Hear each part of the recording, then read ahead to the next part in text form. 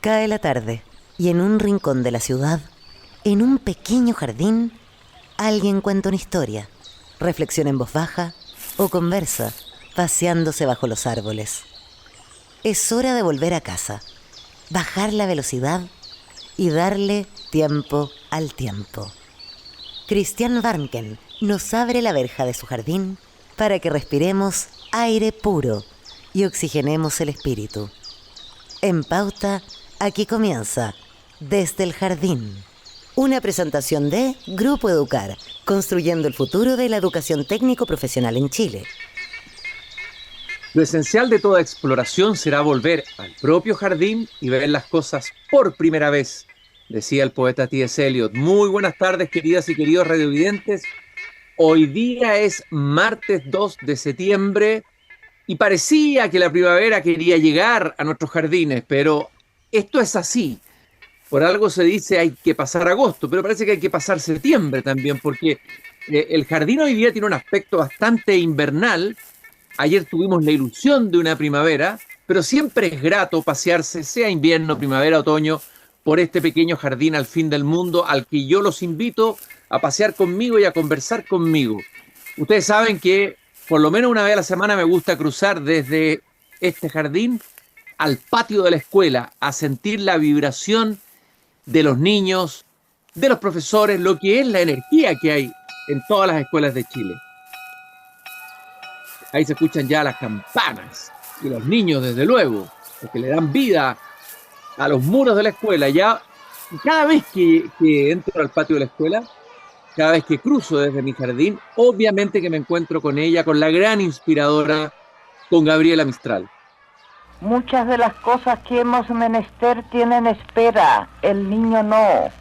Él está haciendo ahora mismo sus huesos, criando su sangre y ensayando sus sentidos.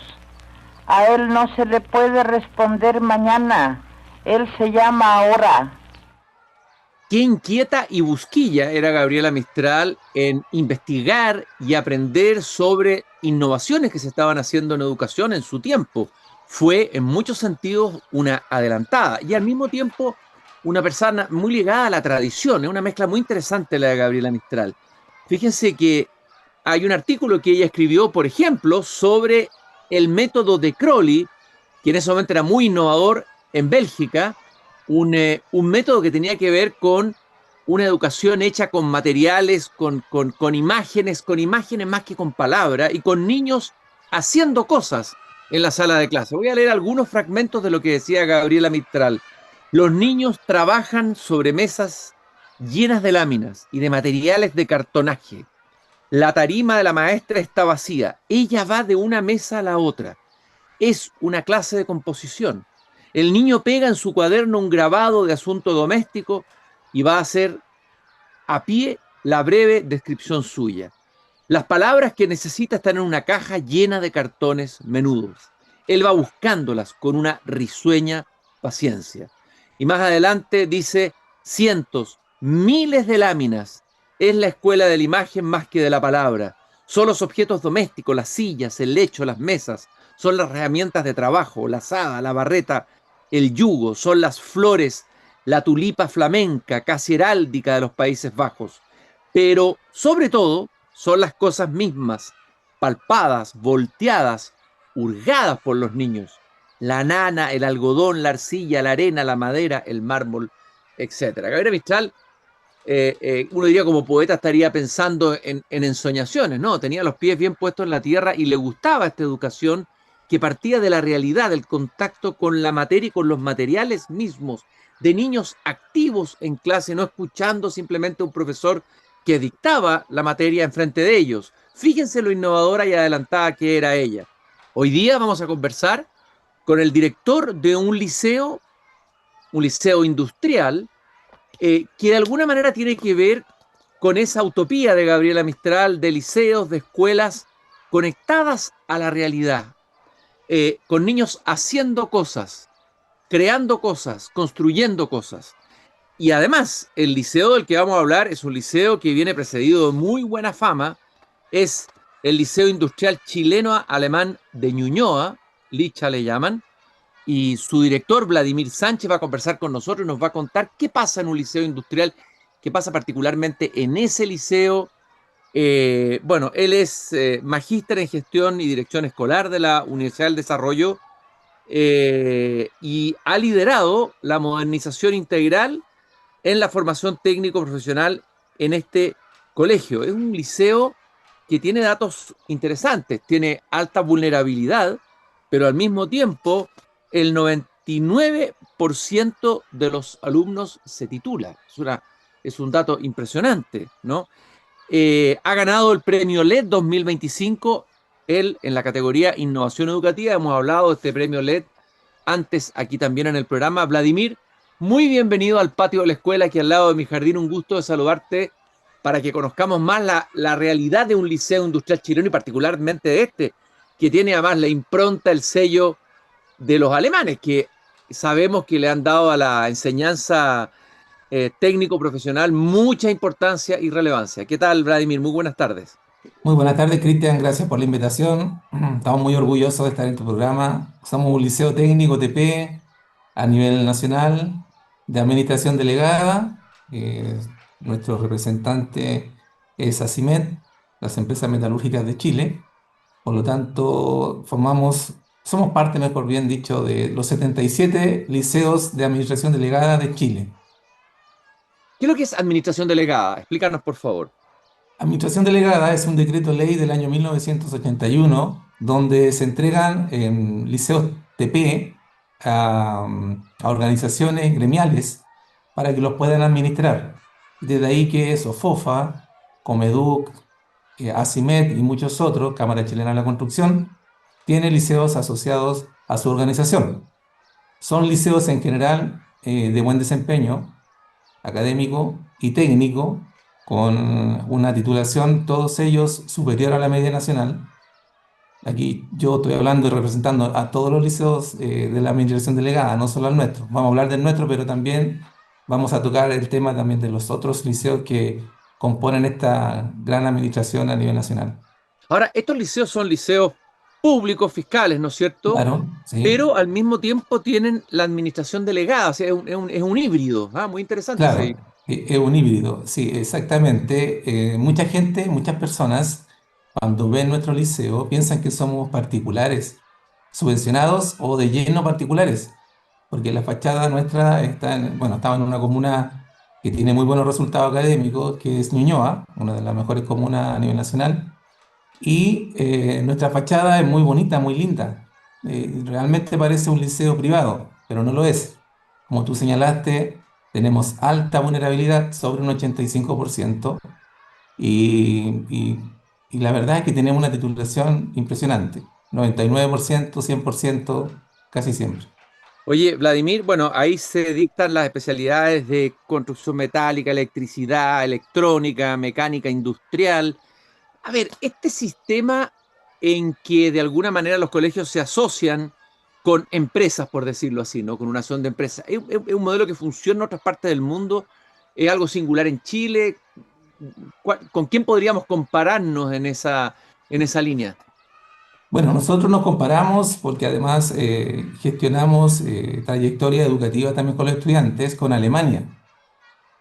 Alemania desde los años 60 aportó conocimiento, tecnología, infraestructura en muchos liceos del país, entendiendo que Chile era un país muy vulnerable en aquellos años y todas estas ONG extranjeras llegaban a Chile y a otros países de Sudamérica a hacer colaboración. Y ahí conocimos el mundo alemán. Y la verdad es que nos ha ido súper bien hasta ahora. Tenemos contacto con ellos, viajamos a Alemania y ellos también vienen todos los años a capacitarnos. No solo a nosotros, sino que congregamos a otros liceos TP de Santiago y de regiones para que vengan también a aprender de esa tecnología avanzada que tienen ellos. El convenio que tenemos con Alemania del 2003 en adelante, que es cuando comienza también, se proyecta el dual. Nosotros somos un liceo dual. Igual que los alemanes, nosotros enviamos a nuestros alumnos en cuarto medio 3 días a las empresas y 2 días vienen a nuestro liceo. Entonces, Por eso garantizamos en general el 99 a 100% de la titulación, porque nuestros estudiantes saliendo, egresando de cuarto medio, ya tienen el título asegurado. No tienen que hacer práctica posterior al egreso, como todos los liceos nacionales en general. Entonces eso nos da una ventaja absoluta. Oye, Vladimir, ¿qué es lo que has aprendido tú? A ver, ¿qué te ha llamado la atención a ti? Pues ya conocen bien del sistema alemán, Nestalina. ¿Qué es lo que los hace tan, digamos, que lo hace tan legendario? Se habla tanto de Alemania, se dice mucho que la enseñanza técnico profesional allá nos lleva una gran delantera, que es un modelo. A ver, ¿cuáles son las características o los elementos que muestran la fortaleza de ese sistema en Alemania? Bueno, el sistema alemán, la Daimler Schule 2, que tiene convenio con nosotros, del estado de Baden-Württemberg, ellos tienen el dual instalado hace mucho tiempo. De hecho, el colegio queda al lado de la Mercedes-Benz. Entonces, es como que los estudiantes pasan inmediatamente al dual, como cruzar la esquina. Ujú. El sistema dual alemán, como también en otros países de Europa también se instauró, lo que permite es la temprana inserción de la persona, en este caso del estudiante, al mundo laboral, generando inmediatamente una conexión que tiene una ventaja, que es hacer madurar al estudiante tempranamente, porque tú sabes que en Europa los jóvenes salen tempranos de sus casas.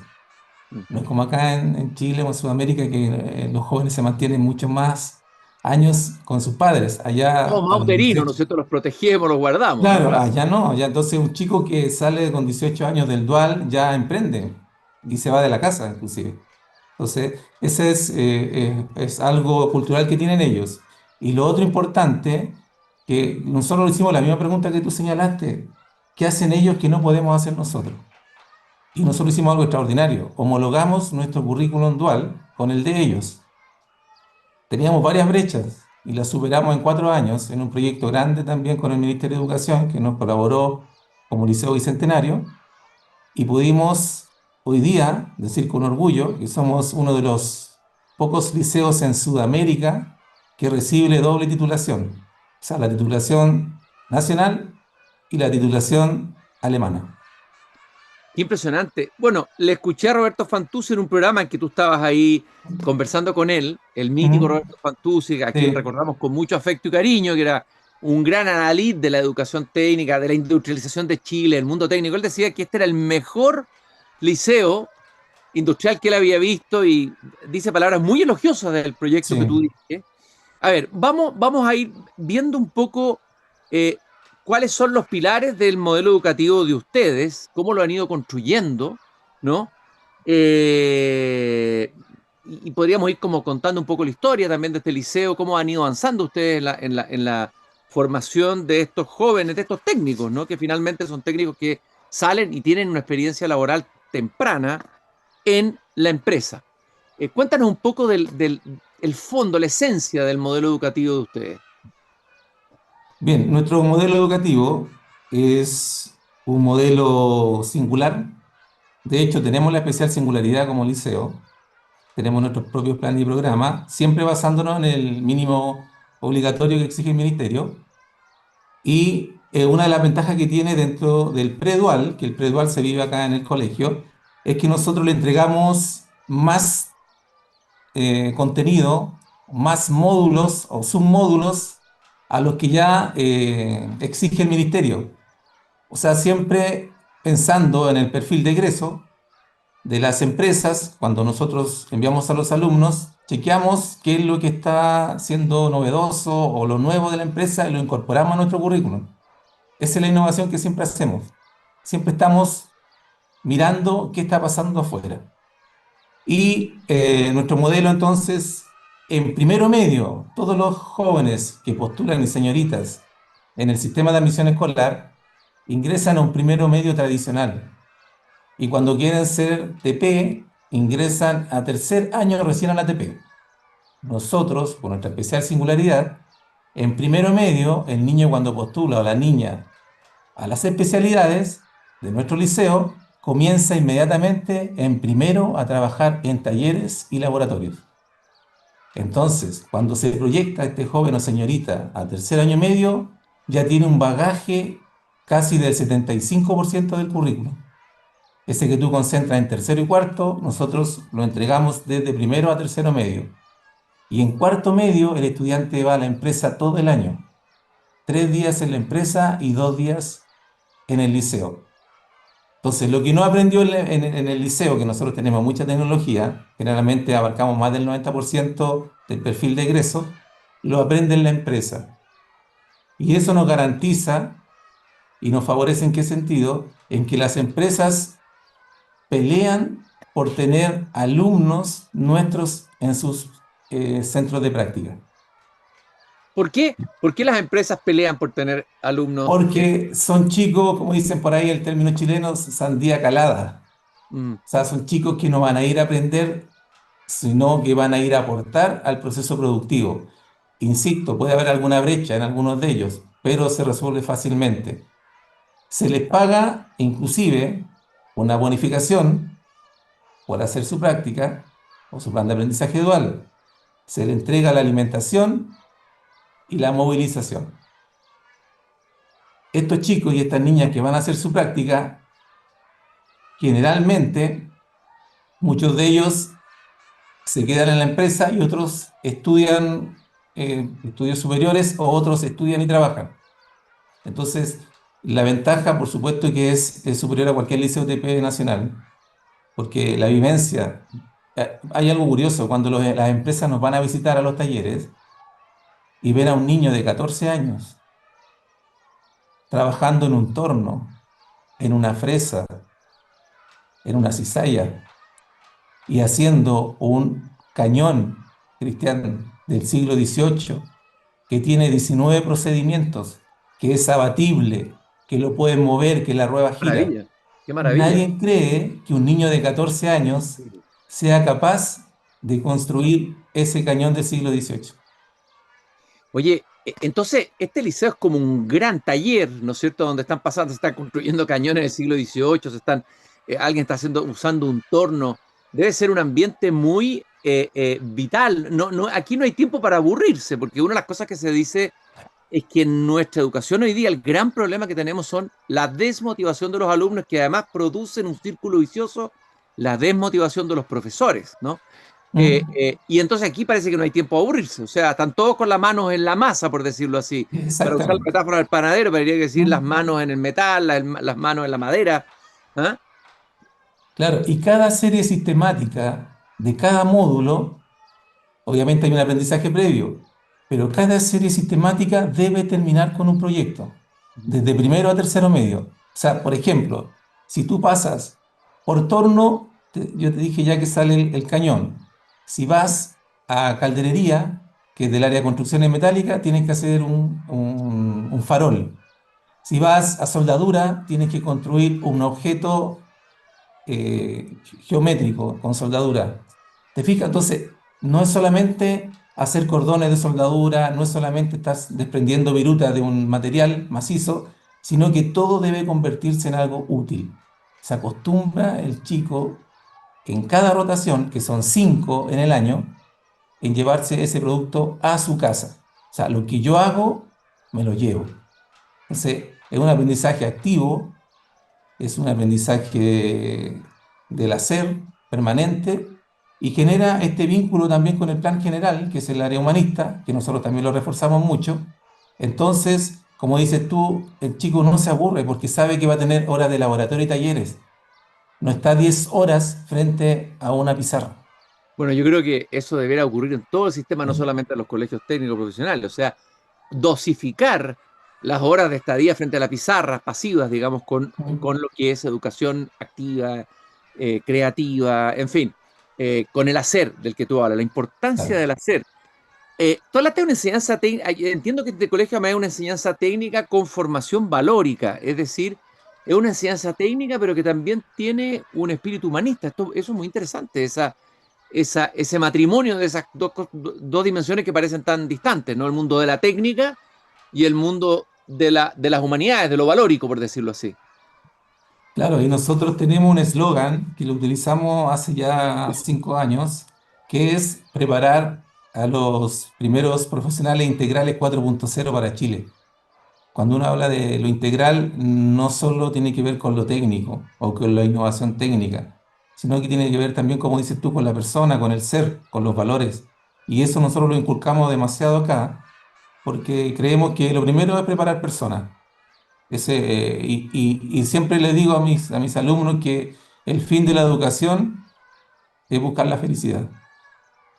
Ese es el fin de Y, la educación. oye, y un poquito esa felicidad, algo encuentran los alumnos, me imagino, en lo que hacen en el colegio, pero también sobre todo cuando después se integran a una empresa, el sentido de realización, me imagino,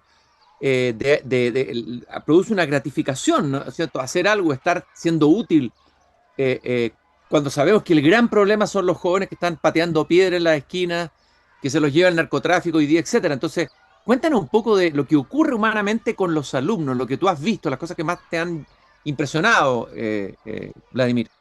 Mira, cuando llegan a primero medio, llegan súper dispersos porque vienen de distintas comunidades. Aunque tú no lo creas, tenemos alumnos de 38 comunas en Gran Wow, Santiago. O ¿ya? sea, prácticamente de todo Santiago. Ujú, La mayor cantidad de alumnos son de Peñalolén, Macul, Puente Alto, La Florida, Ñuñoa. ujú. Y los demás se dispersan en las demás comunas. Y el estudiante de primero medio hay que orientarlo, alinearlo. Pero ¿sabes? Hay algo que nos suma mucho a nosotros. Yo siempre pongo este ejemplo de los clubes deportivos. El alumno cuando está en primero, ingresa a nuestro liceo, ya se siente parte de algo. En cambio, en los otros liceos, el alumno está 2 años dando vueltas sin saber qué es. Estoy hablando de un liceo TP o un polivalente. Él en primero medio ya es constructor, en primero medio ya es mecánico, en primero medio es eléctrico o es electrónico. Ujú. Entonces esa bandera con su especialidad y esa pertenencia se demora unos 3 meses en consolidarse. Y ya después él dice, se toca el pecho y dice, yo soy constructor, yo soy mecánico. Y eso es un plus pero tremendo. Tremendo, tremendo si esto ha sido pensado incluso filosóficamente. Hay una filósofa, Hannah Arendt, que tiene una reflexión sobre lo que es el trabajo, lo que es el oficio, qué es lo que produce ese sentido humano, digamos, no tener nada, jóvenes que salgan a la calle y no tengan nada, que tengan la sensación que no tienen nada, es tremendo, en los tiempos que vienen sobre todo, ¿no es cierto? Entonces, esto me parece extremadamente potente y positivo. A lo mejor hay alguna historia que nos quieras compartir sin nombrar necesariamente el nombre del alumno, pero alguna historia que te haya conmovido a ti, que te haya emocionado a ti como director en esta línea. Yo creo que mi propia historia, Ujú. yo soy hijo del ATP, Ah, tú de la eres hijo de la educación. TP, mira. Claro, cuando pequeño estudié en un liceo también TP y efectivamente vi cómo podía desarrollar eh, toda esa expertise que aprendía con mis profesores del área y después desarrollarla en la empresa, siendo un alumno también vulnerable como muchos de mis estudiantes, con mi madre y mi hermano, los tres solamente, y salir adelante desde una especialidad a proyectarte después a estudios superiores y todos los avances que uno puede generar solamente con resiliencia. Y eso también lo veo en mis estudiantes. Entonces, cuando veo a un chico triste, que está inclusive en la droga, porque obviamente en todos los liceos yo tengo 1000 estudiantes, siempre hay chicos que están sumidos en el flagelo de la droga, ¿cómo tú los puedes rescatar? Y lo bonito es cuando egresan de cuarto medio, lloran los papás, o sea, una felicidad de sentir el logro de tu hijo con todas las dificultades que tú te puedas imaginar. Entonces, eso uno lo ve, pero también lo siente y lo palpa porque lo vivió. Me refiero, no porque yo haya sido drogadicto, sino que simplemente porque también fui un alumno vulnerable, que Mm. tenía escasez de recursos y que tuve que debatir ahí con mi madre y mi hermano y salir adelante. Qué conmovedor y potente tu historia y la historia de este liceo técnico y de los liceos técnicos profesionales. 934 hay en Chile, y este es uno de los liceos, Liceo Industrial Chileno Alemán de Ñuñoa, que tiene mucho prestigio. Eh, a ver, me gustaría que habláramos un poco, preguntarte si el sistema educativo chileno, con sus bases curriculares, sus programas y todo, es suficientemente, porque, a ver, ustedes están trabajando con la técnica y la tecnología, algo que está cambiando permanentemente, hoy de manera más vertiginosa que nunca, ¿no es así? Por lo tanto, me imagino que tienen que estar replanteando permanentemente los programas, lo que hay que enseñar, etcétera, etcétera, etcétera. ¿Está la educación chilena, el sistema, por decirlo así? Porque siempre hay una queja que hay un sistema burocrático arriba del Estado que impone los programas, las bases curriculares. ¿Tienen la suficiente deductibilidad para proyectos de este tipo? Para que puedan hacer todas las innovaciones que se necesiten, los cambios que se necesitan hacer. Pienso bueno, viene una actualización curricular nuevamente. ¿Ya? Estamos ya cumpliendo casi 10 años con las bases curriculares antiguas, y que a nosotros nos permitieron modificar nuestro currículum en cierto modo, eh, y pudimos ampliar, como te decía adelante, con respecto a la innovación y agregar lo que nosotros siempre pensamos que puede ser un faltante para nuestros estudiantes. Y creo que ahora con esta actualización curricular se va a lograr avanzar desde, ojalá no lo teórico, porque al final lo teórico no sirve. Lo estamos comentando ahora acá en este evento que estamos juntos, porque lo que sucede a veces es que en el papel queda todo explícito, pero después cuando uno lo quiere llevar a la realidad, no están los componentes, no está la infraestructura, no está el equipamiento para que se desarrolle ese currículum que está siendo plasmado, ya sea en la base curricular y después los programas de estudio. Ujú. O sea, ya, ok. Obviamente, porque ustedes tienen que adquirir permanentemente materiales nuevos, renovar la tecnología, Claro, y eso imagino que no debe ser fácil. Sabemos que eso no es fácil, no es que fácil. puede ser una tarea titánica, ¿no es cierto? ¿Qué es lo que necesita nuestro sistema escolar para que modelos como este, exitosos, como el que ustedes el que tú has liderado en este Liceo de Ñuñoa, puedan replicarse y multiplicarse? ¿Cuáles son los cambios que se necesitan? O sea, evidentemente que yo me imagino que estamos mejor que hace varias décadas, ¿no es cierto? Hay una realidad de muchos liceos industriales y liceos técnicos profesionales que están haciendo las cosas bien hechas, ¿no?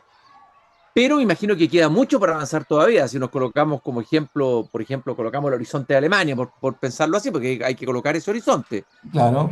¿Qué es lo que falta? ¿Cuáles son los elementos que habría que cambiar, lo que habría que modificar, lo que habría que mejorar? Bueno, hay un decreto que es el decreto 240, que habla de los equipamientos mínimos que deben tener cada una de las especialidades, cualquiera sean, de los sectores económicos del país. Y ese documento no está actualizado. Entonces, cuando uno quiere solicitar equipamiento, ya sea por concurso público o privado, tiene que estar mirando ese referente, el 240, siendo que está pasado de moda, por decirlo de alguna palabra, porque hoy día estamos con la tecnología 4.0 y ya viene la tecnología 5.0.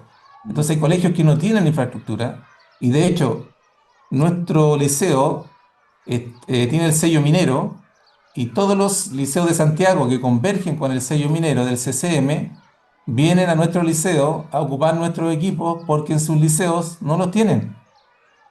Entonces, Bueno, ahí ahí hay un problema serio. O sea, ahí hay un obstáculo, ahí hay un límite que está impidiendo que los liceos de esas características puedan desarrollarse a plenitud y lograr todos los objetivos que quieran. Vladimir, no sé si hay algún mensaje que quieras decir o algo que quieras transmitir desde la realidad en la que estás trabajando tú y tu colega y tu equipo a quienes nos están escuchando, algo desde el corazón de un liceo industrial. un consejo quizás puede ser para los docentes del área TP y también del área humanista, que hay que pensar siempre en nuestros estudiantes. Yo sé que es difícil hoy educar, pero cuando tú generas alta expectativa en los estudiantes, y no solo los estudiantes, sino que en los equipos, los directivos y profesores, se genera una sinergia de avance, de autorrenovación, que permite, por ejemplo, que nuestro liceo lleve 10 años a la vanguardia. Hicimos una memoria, Cristian, donde pudimos recopilar todo lo hecho en 10 años. Y es increíble cómo creció el liceo en 10 años. Y cada año parece que fuera el último que fuera mejor que el anterior. Los chicos están súper motivados con el tema del CIMSE, siendo un liceo TP. Están súper motivados con el tema de las notas. Tenemos un promedio 5,74, para CTP es un buen promedio a nivel escuela. La proyección de los estudiantes que están en práctica, todos bien, las empresas contentas. Entonces hay un aura en este liceo. Yo llevo 25 años que realmente me sorprende y la ambición de crecer siempre. Bueno, aquí tenemos un brote verde de educación. Todo el día se habla de educación casi negativamente. Hoy día hablar de educación pública, todo lo que se habla es tremendo, que hay de verdad problemas serios, mayúsculos, ¿no? Que el país tiene que abordar. Pero también lo que hay que hacer es poner los ojos en estos brotes verdes y hacer que se multipliquen. O sea, desde aquí viene la verdadera transformación de la educación en Chile. A veces se hacen grandes reformas en abstracto, allá arriba, en ciertos escritorios. Siempre todos los gobernantes, los gobiernos, las coaliciones quieren hacer reformas, ¿no es cierto? Pero hay que partir a lo mejor desde abajo, recogiendo lo que está bien hecho y eso, replicarlo, multiplicarlo y apoyarlo. Yo te quiero agradecer muchísimo, Vladimir, esta interesantísima conversación que hemos tenido esta tarde aquí en el patio de la escuela junto a mi jardín y saludarte a ti y a todo el equipo del Liceo Industrial Chileno Alemán de Ñuñoa y felicitarlos por esta tarea notable, innovadora, líder que están haciendo hoy día en el liceo. Muchas gracias, Cristian, y un saludo también a todos los auditores que tienen hijos cercanos a los 14 años. Vengan a visitarnos, las puertas están abiertas si quieren conocer nuestro liceo para que puedan postular a sus hijos e hijas. Tenemos 120 niñas, no son menores, así que de 1000 tenemos el 12% ya de niñas, queremos seguir aumentando. Así que los invito para que vengan a conocer nuestro liceo y quien dice por ahí que alguno de los auditores pueda matricular en algún momento a su hija o hija en esta institución. Muchas gracias, Vladimir. Y nosotros vamos a una breve pausa y regresamos al pedacito de programa que nos queda después de esta brevísima pausa. Muchas gracias a todos por acompañarnos en el jardín. Recuerden que el jardín va todos los días de 7:30 a 8:15 de la tarde.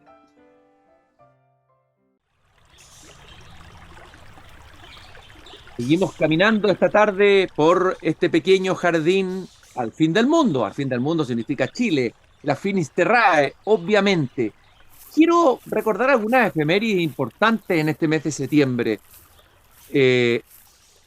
Fíjense que el 2 de septiembre, pero hace muchos años atrás, fallecía el gran escritor J.R.R. Tolkien, el autor de ese libro monumental que marcó gran parte de la literatura fantástica.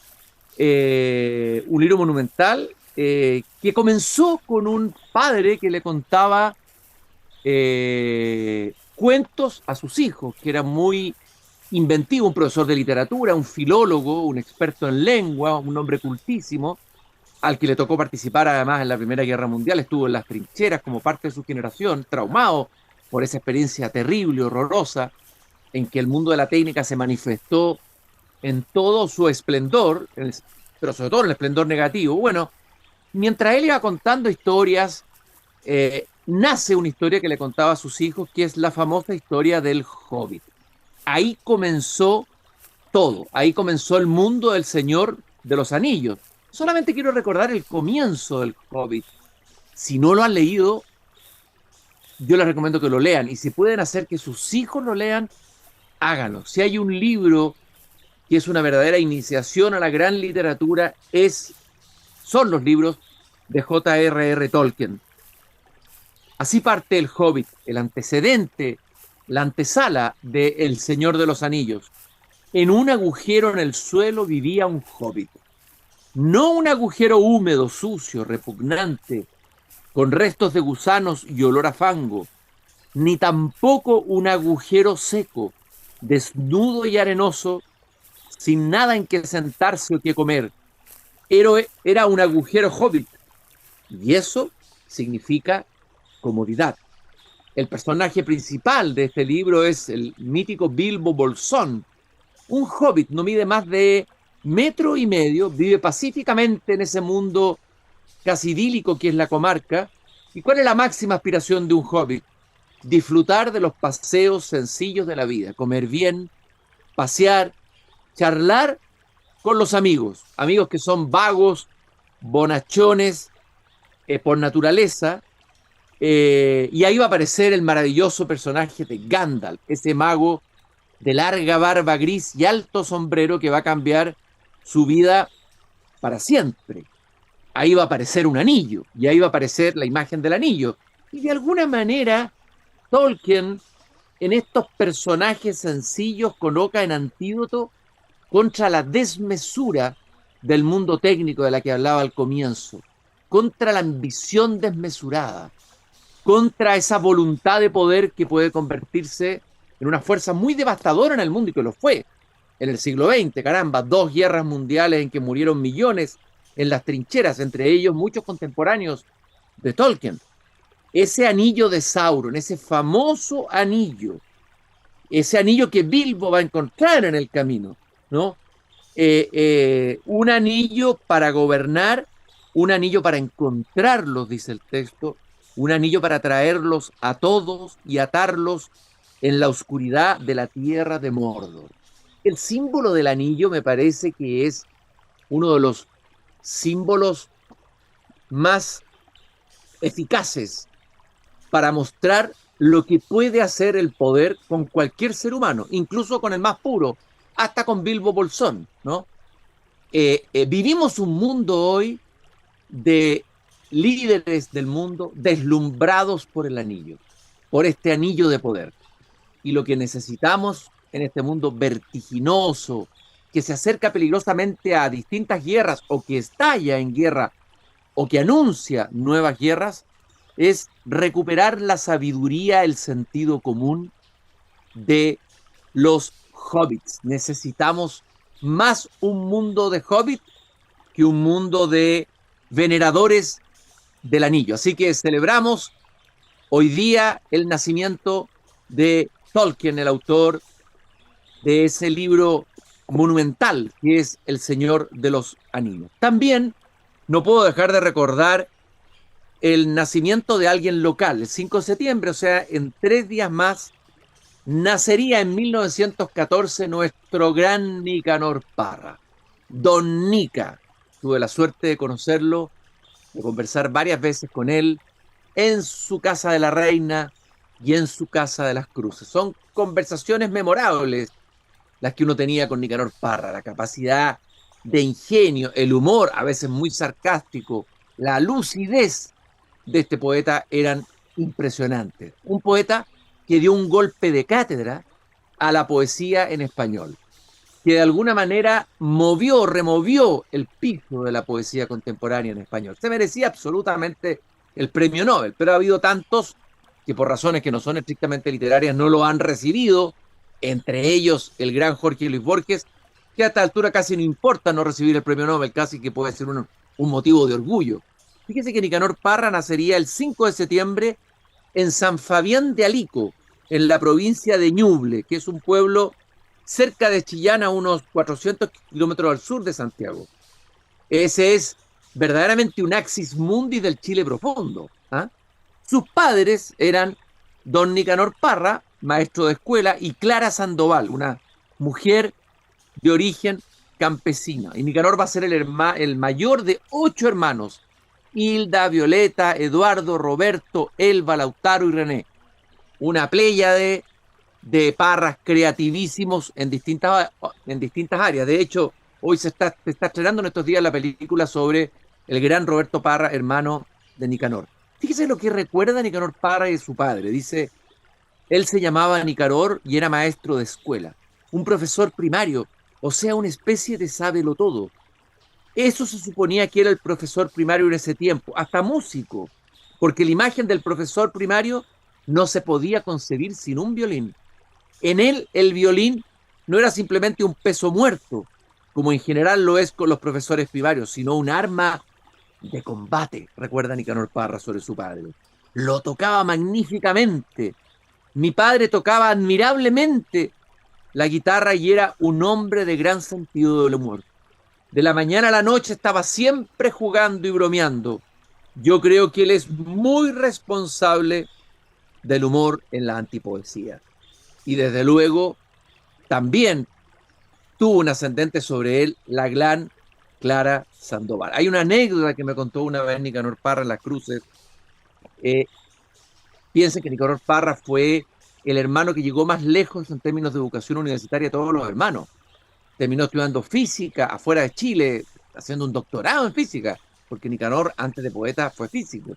Bueno, y un día ve llegar a su madre a sentarse a la mesa, Clara Sandoval, y ella dice, ah, la vida, hace un suspiro, venía cansada de las múltiples labores cotidianas que la tenían agarrada, tomada, ¿no es cierto? Y Nicanor Parra, que ya la había escuchado muchas veces decir lo mismo y suspirar de esa manera, le dice, mamá, por Dios, ¿por qué suspira siempre? ¿Hasta cuándo va a decir la misma frase? Y cuenta Nicanor que Clara Sandoval se da vuelta, lo mira directamente, lo clava con su mirada y le dice, ay, Nicanor, tan inteligentonto que lo han de ver. Acto seguido, Nicanor Parra me dijo, efectivamente, no solamente existen los inteligentes y los tontos, hay una tercera categoría que es ser inteligentontos. Caramba, los inteligentontos son aquellos que pareciera que tienen mucho conocimiento, son especialistas, pueden tener grandes doctorados, pero les falta lo que le sobraba a Clara Sandoval, la sabiduría, el sentido común.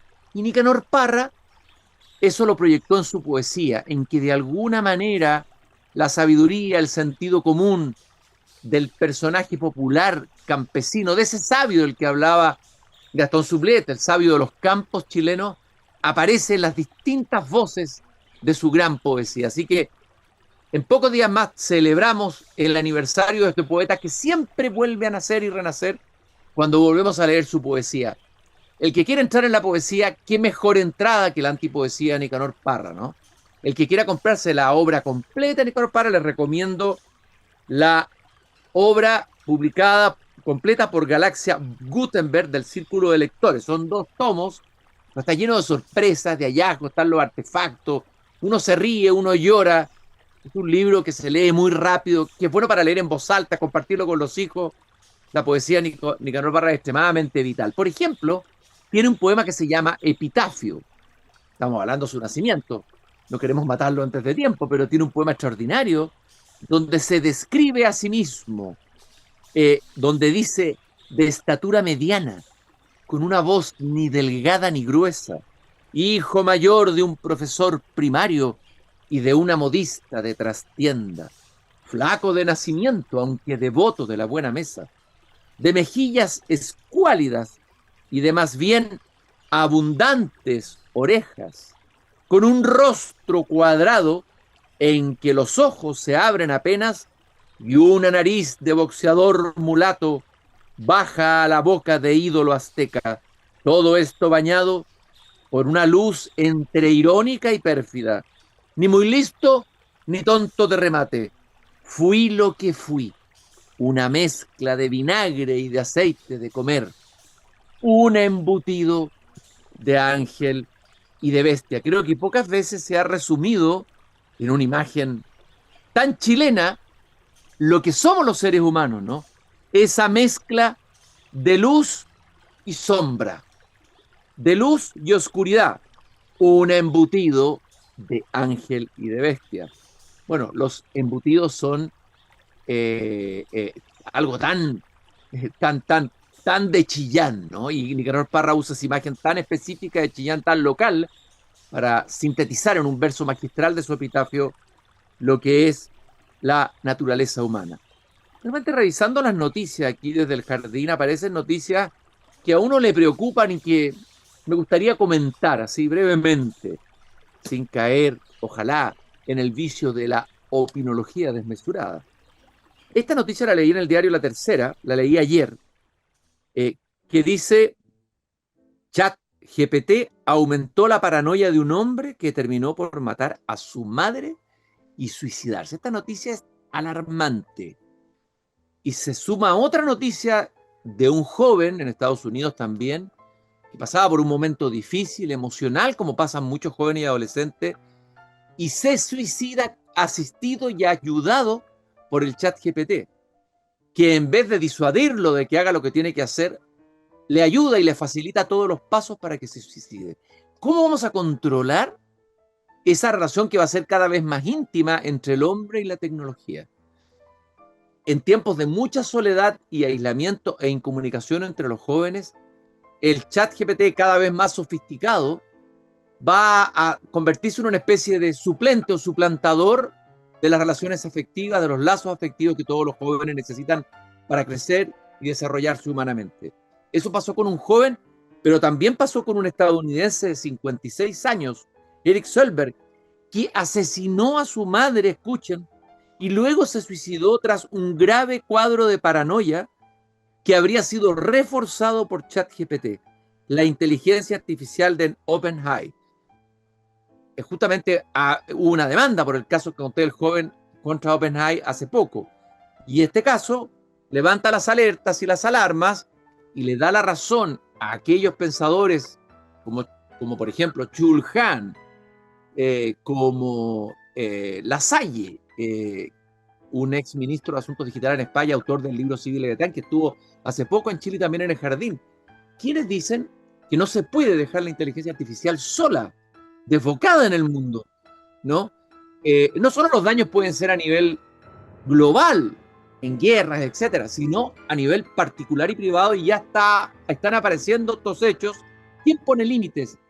¿Cómo se ponen límites? ¿Es posible una inteligencia artificial sin límites? Bueno, aquí estamos viendo por lo menos las primeras alarmas. No quiero ser catastrofista, pero es evidente que nuestra sociedad tiene que pensar qué vamos a hacer con la inteligencia artificial metiéndose, como se han metido las redes sociales, en la vida, en la privacidad y en la intimidad, en el corazón de nuestros hijos.